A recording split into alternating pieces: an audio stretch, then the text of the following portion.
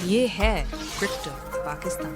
آج ہم پیسے کے بارے میں ایک بہت ہی دلچسپ گفتگو کرنے والے ہیں، لیکن اس سے پہلے کہ ہم بٹ کوائن یا کسی بھی کرنسی کو سمجھیں، یہ جاننا بہت ضروری ہے کہ اچھے پیسے کے بنیادی اصول آخر ہوتے کیا ہیں۔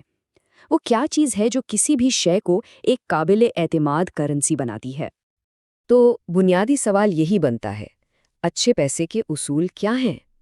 اس پورے تجزیے میں ہم پہلے ان اصولوں کو سمجھیں گے اور پھر دیکھیں گے کہ آج کی دنیا کی کرنسیاں، چاہے وہ سونا ہو، سرکاری نوٹ ہوں یا بٹ کوائن، اس معیار پر کہاں کھڑی ہیں۔ چلیں شروع کرتے ہیں۔ سب سے پہلے بات کرتے ہیں پہلے حصے کی، یعنی پیسے کے اصل کام کیا ہیں۔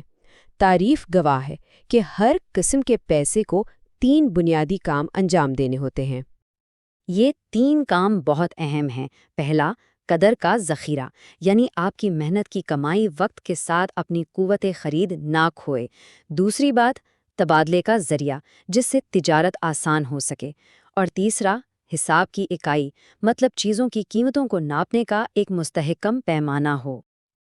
اب ان بنیادی کاموں کے علاوہ بہترین پیسے میں کچھ عملی خصوصیات بھی ہونی چاہیے، جیسے کہ اسے نایاب ہونا چاہیے تاکہ اس کی قدر بنی رہے، اس کی آسانی سے تصدیق ہو سکے، وہ پائیدار ہو، اسے ایک جگہ سے دوسری جگہ لے جانا آسان ہو، چھوٹے حصوں میں تقسیم کیا جا سکے، اور سب سے اہم، اسے آسانی سے ضبط نہ کیا جا سکے۔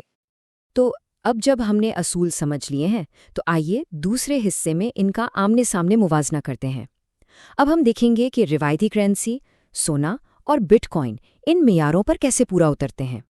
موازنہ شروع کرنے سے پہلے افراط زر کے خلاف مزاحمت پر ایک نظر ڈالتے ہیں۔ سرکاری کرنسی، جسے فیاٹ کہتے ہیں، اس معاملے میں کافی کمزور ہے، کیونکہ حکومتیں جب چاہیں نوٹ چھاپ کر اس کی سپلائی بڑھا سکتی ہیں۔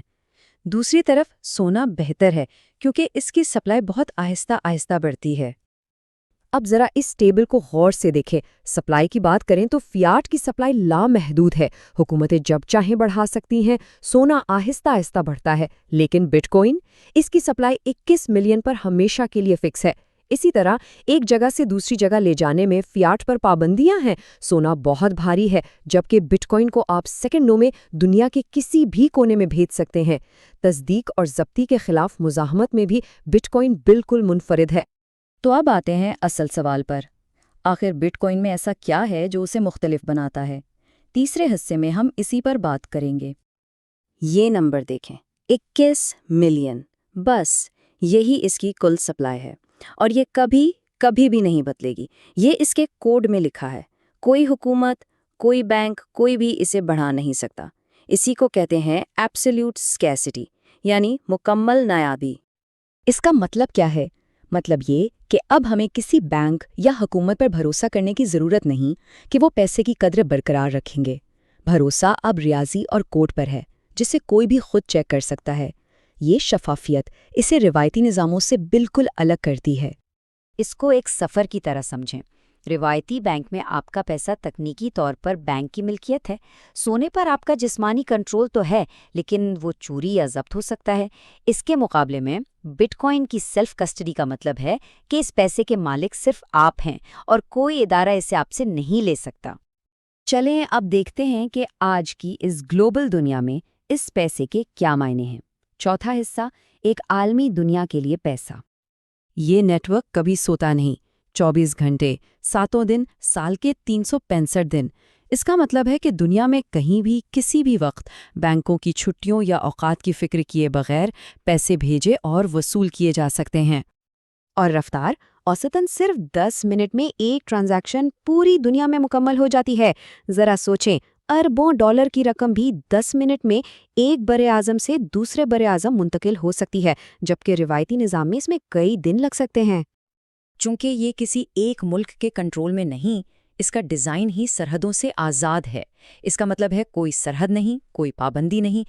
بیرون ملک رقم بھیجنے پر جو بھاری فیس لگتی ہے، اس سے بھی بچا جا سکتا ہے۔ یہ تشبیہ کتنی زبردست ہے!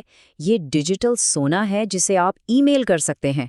مطلب اس میں سونے جیسی نایابی اور قدر تو ہے، لیکن اسے بھیجنا اتنا ہی آسان ہے جتنا ایک ای میل بھیجنا۔ یہ سونے کی قدر اور ڈیجیٹل دور کی رفتار کا بہترین امتزاج ہے۔ اور اب آخر میں ذرا بڑی تصویر دیکھتے ہیں۔ اس 5ویں حصے میں ہم کچھ عام سوالات کے جواب دیں گے اور اس پورے تصور کا نچوڑ دیکھیں گے۔ اچھا، ایک سوال جو اکثر ذہن میں آتا ہے، کیا روزمرہ کی چھوٹی موٹی خریداری کے لیے روایتی کرنسی ہی بہتر نہیں ہے؟ جواب بالکل واضح ہے۔ جی ہاں، روزمرہ کے خرچوں کے لیے فیٹ کرنسی آسان ہے، لیکن اگر لمبی مدت کے لیے بچت کرنی ہے تو فیٹ کی قدر افراط زر کی وجہ سے کم ہوتی رہتی ہے۔ بٹ کوائن کا اصل مقصد مستقبل کے لیے قوت خرید کو بچانا ہے۔ اور ہاں، سب سے بڑا اعتراض اس کی قیمت کا اتار چڑھاؤ۔ اس کا کیا کریں؟ دیکھیں، یہ قلیل مدتی اتار چڑھاؤ دراصل اس کی آزادی کی قیمت ہے۔ چونکہ کوئی مرکزی بینک اس کی قیمت کو کنٹرول نہیں کر رہا، مارکیٹ خود اس کی حقیقی قیمت تلاش کر رہی ہے۔ اس لیے اس میں لمبی مدت کی سوچ رکھنا ضروری ہے۔ اور یہاں اس پورے تجزیے کا نچوڑ سامنے آتا ہے۔ پیسہ دراصل کیا ہے؟ یہ آپ کا ذخیرہ شدہ وقت ہے۔ یہ آپ کی محنت سے پیدا ہونے والی وہ معاشی توانائی ہے جسے مستقبل کے لیے محفوظ کیا جاتا ہے۔